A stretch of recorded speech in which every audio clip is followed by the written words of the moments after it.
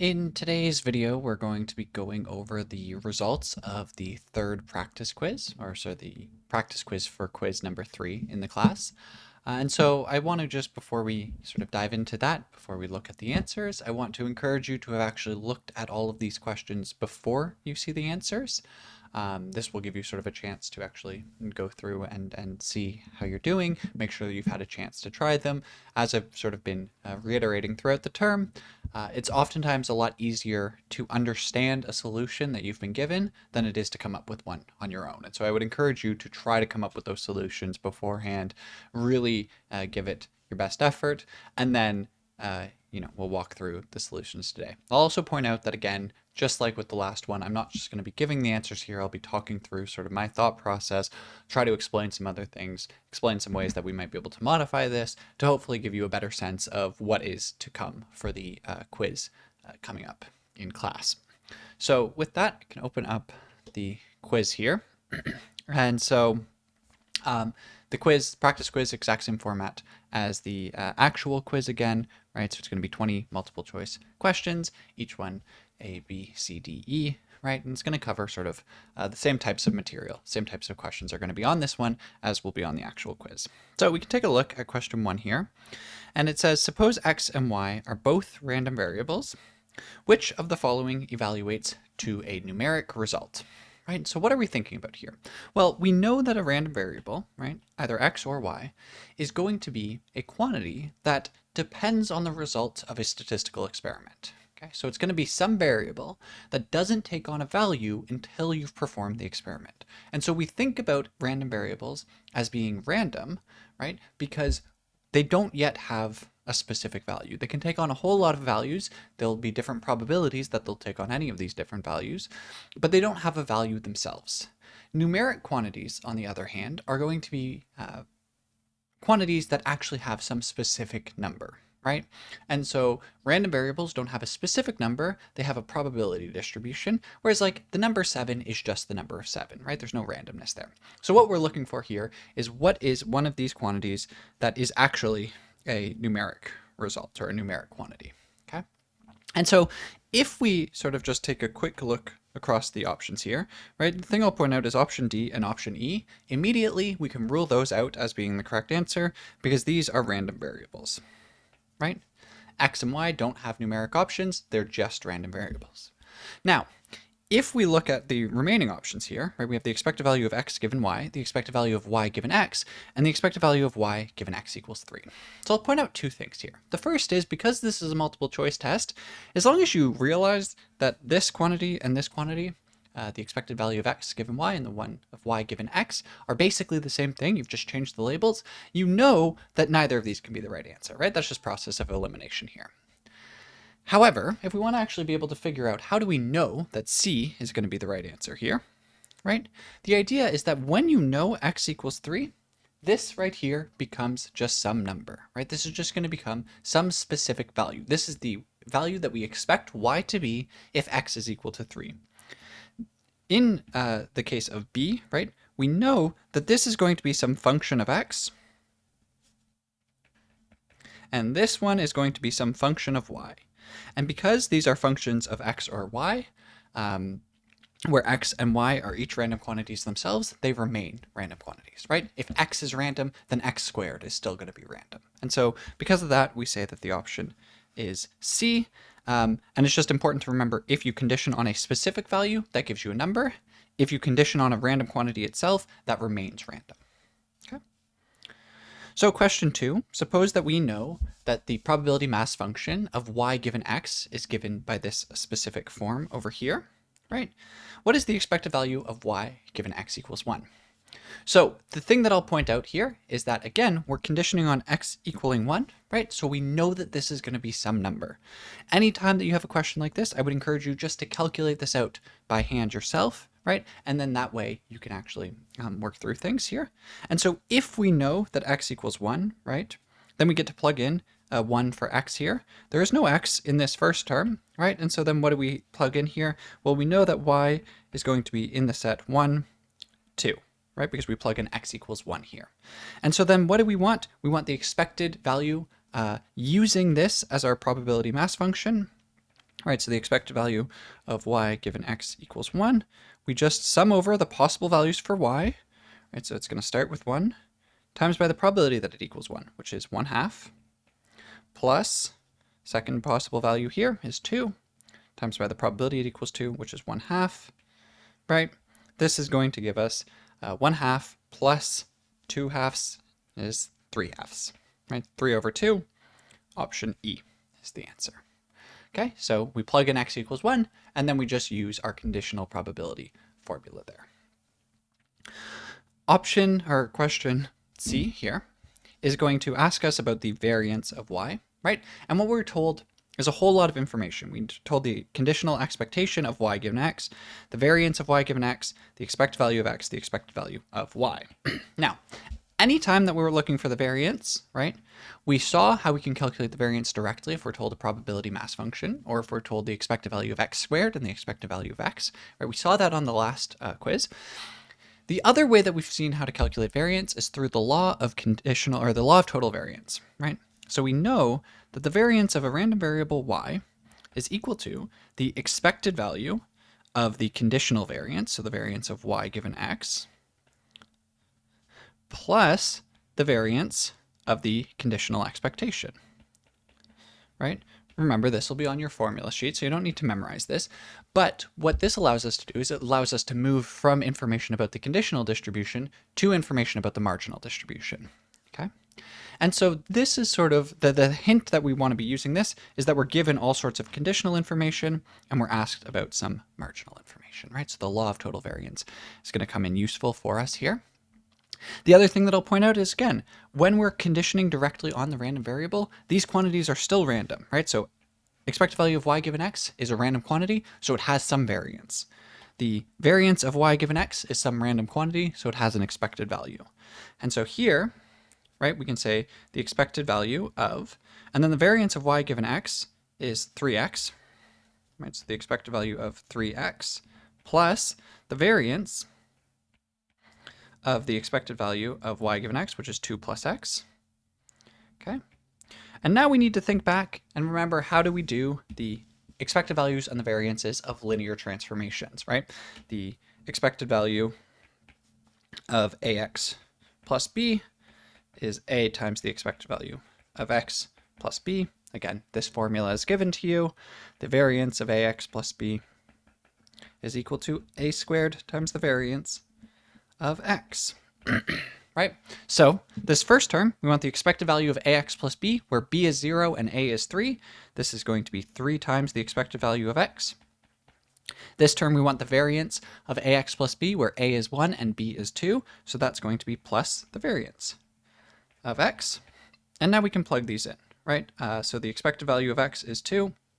The variance of x is 3. So that's going to be 3 times 2 plus 3 is 9. Okay, and so we come over here, and B is the correct answer. The option is 9.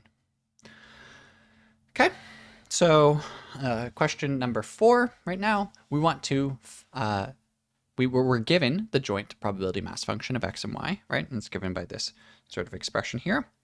We're told the expected value of y is this thing, the expected value of x is this thing, and we want to know what's the expected value of y over x. So what I'll point out in this question is that this information right here is entirely irrelevant to us. We don't need this, okay? And why is that? Well, what we're looking for is we want the expected value of some function of x, right? So we want the expected value of gx, where gx is this function, and we can use the law of the unconscious statistician to do this, which is going to be the sum over all possible values of x of gx times by the probability mass function, right? In this case, we are looking for, actually, this function is g of xy, right? And so now, in our sort of joint probability situation, the way that we do this is we're not just summing over x, we're summing over y. This right here is going to be g of x and y, and then it's times by the joint probability. Right, so this is the same idea as the law of the unconscious statistician, except in the joint case. So how do we actually do this? Well, our function g of x is y divided by x, right? And so we want to take the sum over the possible values for y, the sum over the possible values for x of y divided by x times by the probability mass function, which is x to the power of y divided by 40 times y. Now, what I'll point out here is that we can do some simplification, right? That y can cancel out with that y. This x can come up and make that y minus 1, right?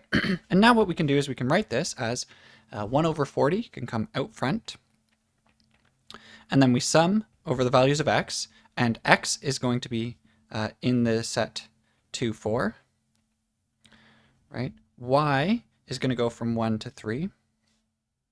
And then what we have left here is just x to the power of y minus 1. So that's 1 over 40. X starts out as 2. When y is 1, y minus 1 is 0. When y is 2, y minus 1 is 1. When y is 3, y minus 1 is 2. Plus, same things when x is 4.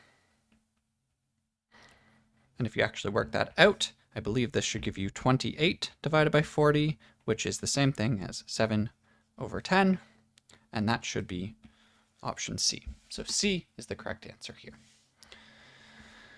Okay.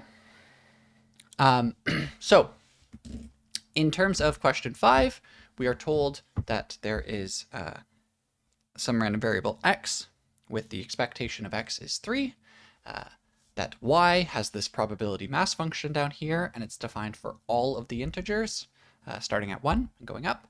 And we're also told that x and y are independent. So if we know that the expected value of x times y is 6, we want to know what's the value of this summation. Now, the first thing to notice is what this summation actually is, right? If we take a look, we can see that if I highlight, say, this part of it right here, right, this is exactly the same thing as the probability mass function of y, right? And we're summing over the values from 1 to 3, right? We start at 1, we go up to infinity. So this part is exactly the probability mass function of y, so we can write that in. This right here is probability mass function of y.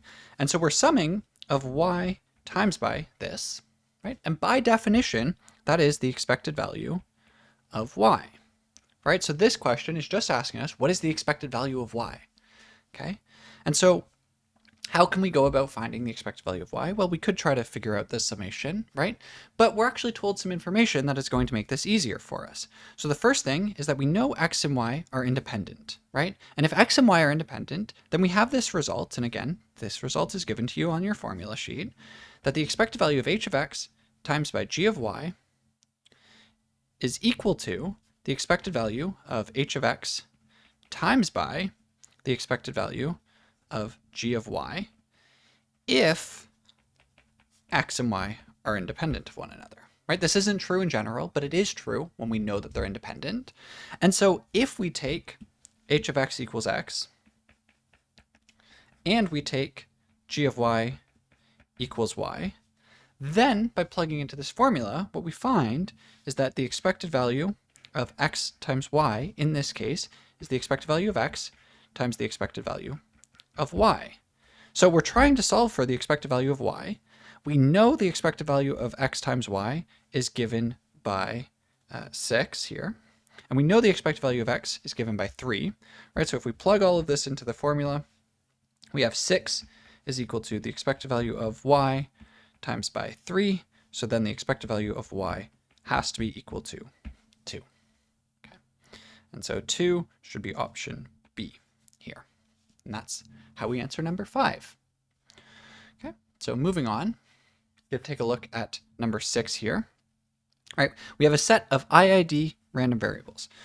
Okay, remember, IID is independent and identically distributed.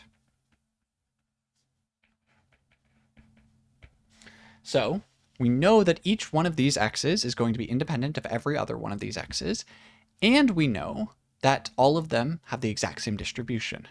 The important thing to note is that because they have the exact same distribution, well, then they also must all have the exact same expectation, right? If you calculate the expected value for two different random variables, but they have the same distribution function, then it's going to be the same result. And so what we can say is we can just start sort of manipulating this expression here, right? So we have the expected value of 1 over n times the sum of I equals 1 to n of xi. Now, You are actually given how to simplify this directly on your formula sheet. However, you can also take a look at sort of just the rules that we've been using, right? So this is going to be pull the constant out front, 1 over n, times by the sum I equals 1 to n of xi, right? Now you can push the expectation through the summation here. That's going to be 1 over n, sum from I equals 1 to n of the expected value of xi. The expected value of xi is going to be constant for all of the i's, right? This is just the expected value of x. And so what we're going to get is 1 over n sum I equals 1 to n of the expected value of x. Okay? And now we have n times this. So this is going to be 1 over n times the expected value of x, which is just the expected value of x. And so what we know from this is that the expected value of x has to equal 4 based on this setup here, because the expectation equals 4 and this expectation equals the expected value of x. And so that gives us the answer to this question is B. So taking a look at question 7 now, we get to move away from doing calculations for a little while, so that's probably kind of a nice thing. We are supposing that a student is going to randomly guess on an online multiple choice test, and the test is going to continue to show new randomized questions until the student answers one single question correctly. If we're going to let X denote the number of questions that the student sees until the quiz completes, what distribution is going to best describe X? Okay, so anytime that we're asked about what distribution a particular quantity follows, right? There's really 5 that we're trying to compare between, and these are the 5 that are given as options here. And so in this case, the first question that I would always ask myself is, are we doing repeated trials of binary experiments, right? Are we repeatedly performing independent trials where each of those trials has 2 possible outcomes? And so in this case, if we look at it, right, the student is guessing on a multiple choice test. Each of these questions we can assume is going to be independent of the other ones because they're just randomly guessing, right? And they either get the question right or they get the question wrong. So they're repeatedly doing these binary trials of different things. And so yes, we are. We are doing repeated binary experiments here. Whenever we're doing repeated binary experiments, we know the answer is either going to be binomial, geometric, or negative binomial. With the binomial distribution, what we do is we say we know how many experiments are going to be performed, and then we count up the number of successes, right? So we're going to flip a coin 50 times, and we're going to count up how many times we get heads, okay? With a geometric and a negative binomial, we don't know how many trials we're going to actually be performing, and instead we're going to stop after we reach a certain number of successes. Okay, so in this case, is there a fixed number of trials that we're going to perform? And the answer is no, because the student is going to continue to answer questions until they get one right. We don't know how many questions that's going to be, right? We're not counting up how many questions they get right. We're saying how many does it take until they get one right. And so because of that, we're not going to be in the binomial case, which counts up the number of successes. We're either looking at geometric or negative binomial. The way that we distinguish between geometric and negative binomial, geometric stops after the first success, negative binomial stops after an arbitrary number of successes that's more than 1. All right, in this case, we want to know how long does it take until they see the first question correct, right? Until they get a single question correct. And so because of that, we're dealing with a geometric random variable. So that's option B here. Right? The next question is basically the same process, so we can walk through it again, right? In order to ensure sufficient staffing at a border crossing, an analysis is conducted on the number of cars that arrive to the crossing over the course of a day. If X represents the number of cars arriving to the border, what distribution best describes X? So we do the exact same process again. First, are we performing a sequence of Bernoulli trials, of binary trials? And the answer here is no, right? We're not performing repeated trials, we're just observing the border crossing for a day. Okay, so we can't be dealing with either a binomial, geometric, or negative binomial, and instead we have to be thinking of either a hypergeometric or a Poisson. With the hypergeometric, we're always thinking about sampling without replacement from a population. So we're thinking of drawing names out of a hat, or drawing lottery balls out of sort of a lottery ball tank thing, or we're dealing cards from a deck of cards, right? In all of these cases, we're doing sampling without replacement. Is that what we're looking at here? Well, the answer is no, right? We're not doing a sample from anywhere. And so we're left with Poisson as what has to be right sort of by default, but we should make sure that that sort of makes sense, right? And the Poisson is going to be counting the number of events that happen over a period of time or over sort of an area in space, right? We're going to observe some process for some length of time, and we count up how many events occur. Or we're going to observe some process over some area, we're going to count up how many events occur. In this case, we're observing the border crossing for a day, we're counting how many cars arrive, right? So that makes sense that it's going to be the Poisson. So, question 9. Suppose that a test consists of 10 multiple choice questions and 10 true or false questions. A student did not have time to study, and so they guess on each question. If X represents the number of questions that the student gets correct, is it correct to describe X as a binomial random variable? Okay, so we have to be thinking about this. In order for something to be a binary random variable, we know we have to be performing repeated trials, right? But importantly, all of these trials have to be independent and identically distributed. The probability of success has to stay the same on each trial. And so because of this, right, you're thinking about, say, flipping a coin. When you flip a coin, it's always a 50-50 shot of it coming up heads or tails, right? If that probability changes, it's not going to be a binomial random variable, right? If that probability is changing, we have to use sort of more complex techniques. Similarly, if you don't have independence between the trials, right? If the impact of one impacts what you do next, then you're also not going to have a binary or a binomial random variable. And so in this situation, is it correct to describe X as a binomial?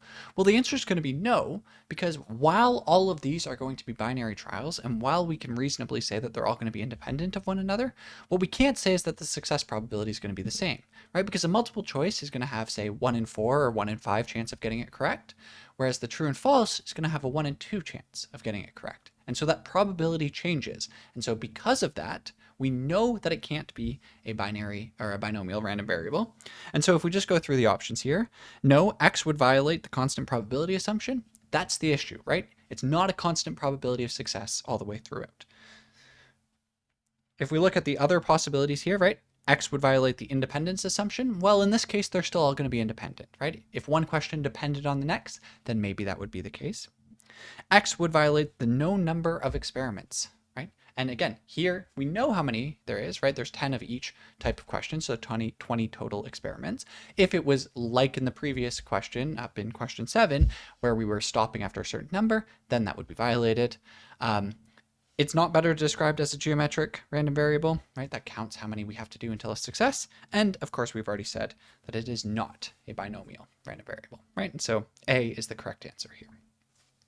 Okay, suppose that a continuous random variable X has cumulative distribution function given by this thing and a corresponding probability density function of this thing. What is the probability that X equals 1? Now, this probability is 0. You don't have to do any work here. It's important for me to re-emphasize this point again. For a continuous random variable, the probability that it takes on any specific value is always exactly 0. Right? We talked about this a whole bunch in class. I've emphasized this sort of time and time again. This will come up throughout the course again, right? With a continuous random variable, the probability that X equals some specific value is always 0. Okay? It's always going to be the case. This is sort of a freebie mark here. We don't have to think too much on it.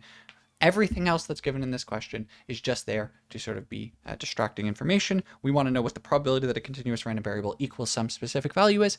It's always 0. Okay, so that's sort of the halfway point of the quiz here. So keep going throughout here.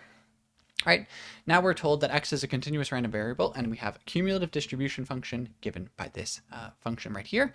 What is the probability that X falls between 1 and 3? So on our formula sheet, we are told that the probability that A is less than or equal to X, which is less than or equal to B, is always given by f of B minus f of A, where f here is going to be our cumulative distribution function. And so in this example, we can take probability that 1 is less than or equal to X, which is less than or equal to 3. It's going to be f of 3 minus f of 1. Right? And then we can just plug in what we know f to be, right? F is right here. So that's going to be 1 minus e to the negative 3 times 3 minus 1 minus e to the negative 3 times 1. right? We can do some simplification down. So 1 is going to cancel out with the negative 1 there. That negative is going to make this into a positive, and so then we're going to be left with e to the negative 3 minus e, and then negative 3 times 3 is negative 9. So e to the negative 3 minus e to the negative 9. And that is going to be option B. Okay, so it's just a rule of how we use our CDFs. Question 12. Suppose that x follows a normal distribution with mean of 6 and a variance of 36. If we want to express in terms of the standard normal CDF, what is the probability that x is greater than 2? Okay, so the first thing to note, right, probability that x is greater than 2 is the same thing as 1 minus the probability that x is less than or equal to 2. Right? And now we're into the situation where we know how to approximate this probability using our standard, our process of standardization, right? So this is going to be 1 minus probability. All of the time when we want to standardize, you subtract off the mean, right? We know the mean is 6 here, so x minus 6, divided by the standard deviation. Standard deviation is the square root of the variance, right? So that's going to be divided by 6, less than or equal to 2 minus 6 over 6. Right? This quantity here on this left-hand side is just what we call z, and so this is going to be 1 minus phi of, and then 2 minus 6 is negative 4 over 6, right? Or 1 minus phi of negative 2 over 3. Okay? So 1 minus phi of negative 2 over 3 is option C. Okay. And you can, of course, jump right to the end step there. You are given that formula again on your formula sheet, and so you are free to do that, but that's the process of standardization that we want to follow. Okay, so question 13. If x is a normal 0, 9, what is an approximation to the probability that x is between negative 3 and 9?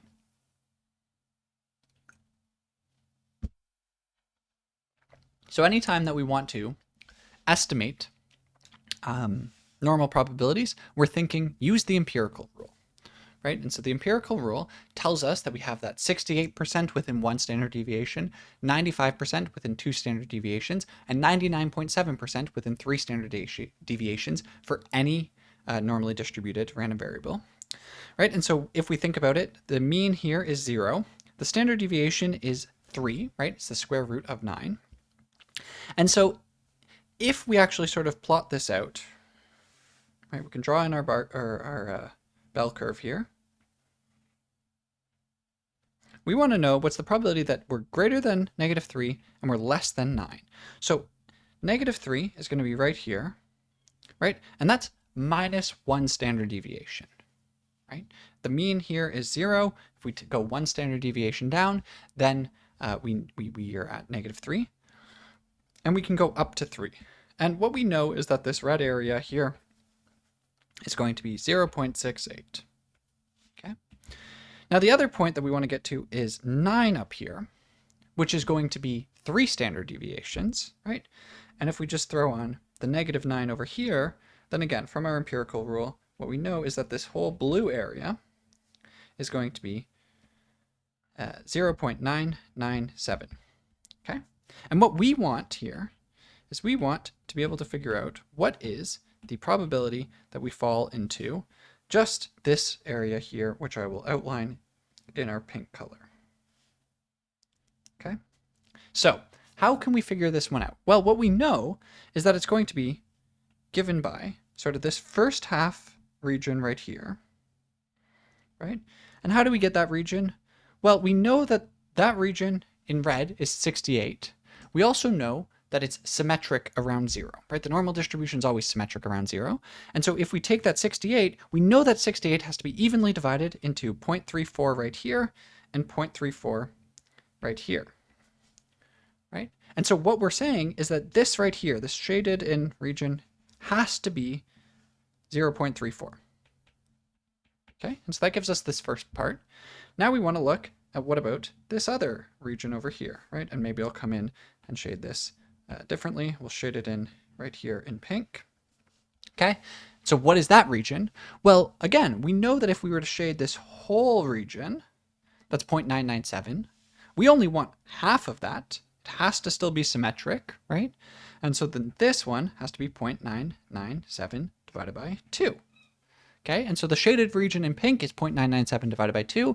The shaded region in black is 0.34. And so the total answer is going to be 0.34 plus 0.997 divided by 2, right? This is sort of how we're always thinking about trying to use the empirical rule in these sort of situations here. And if you actually work that out, you should get 0.8385. Okay, and so that gives us B as our answer. Now, with question 14, we're saying that x is a random variable with an unknown distribution. As soon as we say we have an unknown distribution, you should immediately be thinking, okay, I might need Chebyshev's inequality here. Okay, but let's keep reading. It has mean of 3. If we know that the probability that it falls between -1 and 7 is greater than or equal to 0.96, no matter the distribution for x, what is the standard deviation of x? Okay, and so what we're saying is that we have an x such that probability that -1 less than or equal to x less than or equal to 7 is greater than or equal to 0.96, right? And we want this to be true for any distribution that x can take on, right? So what does that have to tell us about the standard deviation? Well, Chebyshev's inequality is going to tell us that the probability that mu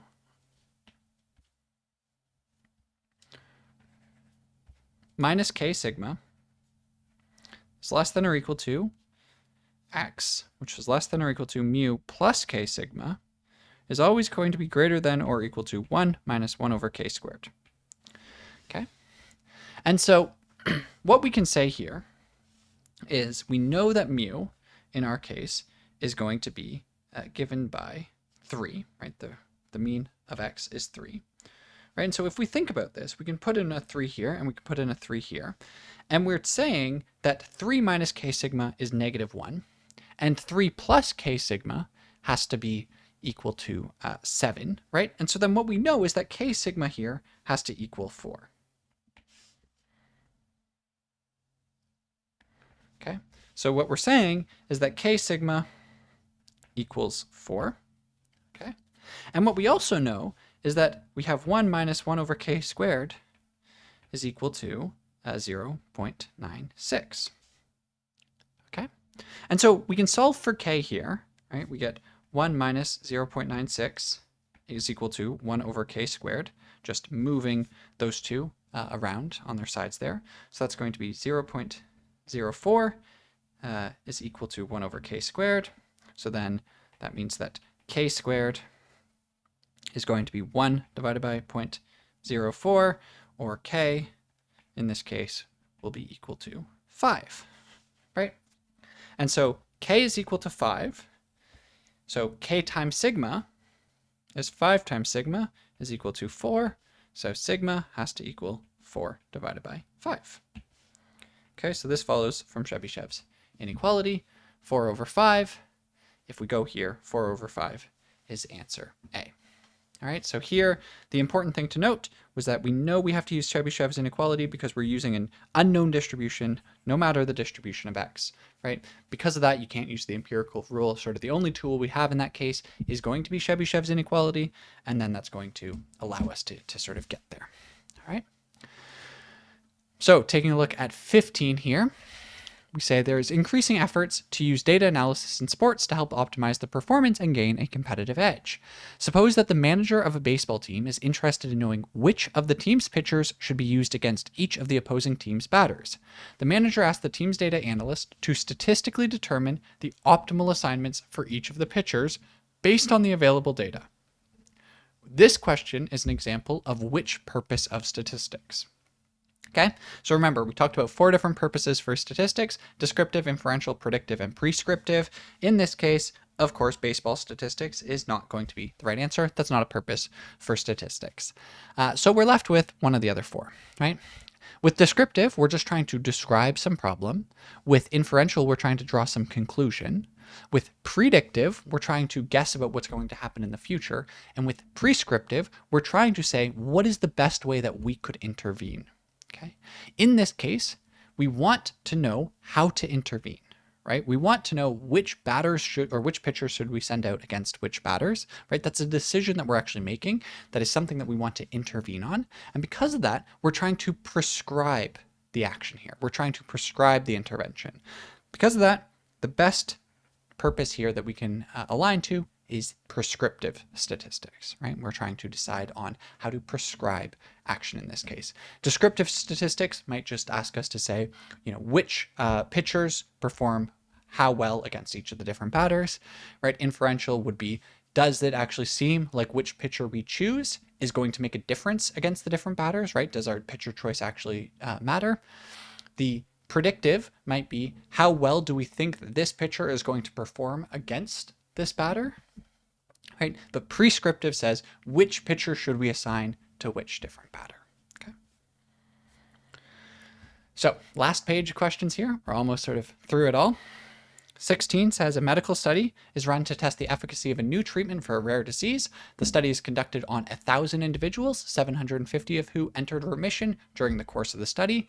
As a result, the proportion of individuals who responded positively to the treatment during the study was 0.75. Which of the following is true regarding this study? Okay. So the thing to note here, right, is our study is being conducted on these 1,000 individuals. Those are our sample. 750 of them entered remission, right? So that's sort of the data that we have, right? 750 did, 250 didn't. Okay. So we can say, go through the different options here. The treatment has a probability of success of 75% in the population. We can't say that, right? That's a comment about a parameter in the population.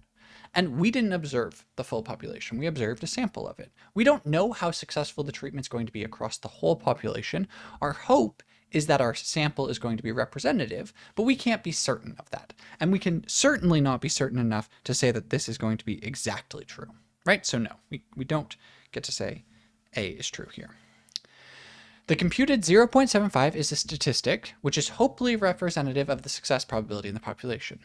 This is exactly correct, right? It's a statistic because we're computing it on a sample, right? And so that's what we're doing here, and we're hoping that it's going to be representative of the success probability in the population. We don't know that it's definitely going to be. We think that it should if we followed good statistical practice, but that's sort of the idea, right? And so we know that B is going to be valid, but we should go through the rest of them and make sure that none of the other ones catch our eyes here.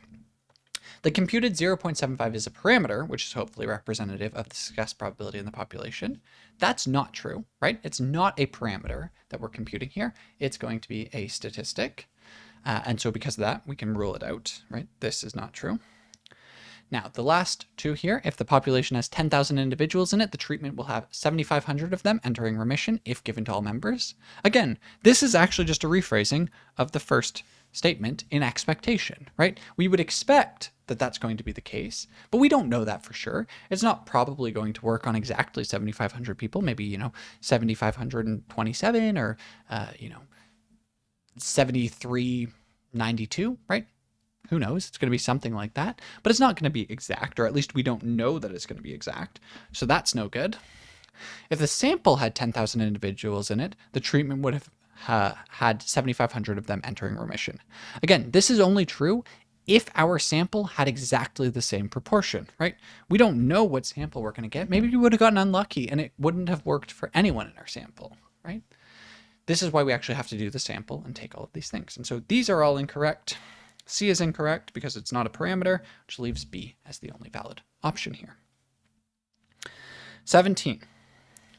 In an attempt to understand how New Brunswickers navigate the healthcare system in the province, a study is commissioned to interview and survey adults living in the province. The researchers recognize the importance of differentiating between Anglophone and Francophone residents, as well as having responses from all geographic regions in the province. As a result, the researchers divide the province into 5 geographic segments and group adults in each segment as being either Anglophone or Francophone. They then randomly sample individuals from each location language grouping. This is an example of what type of sampling.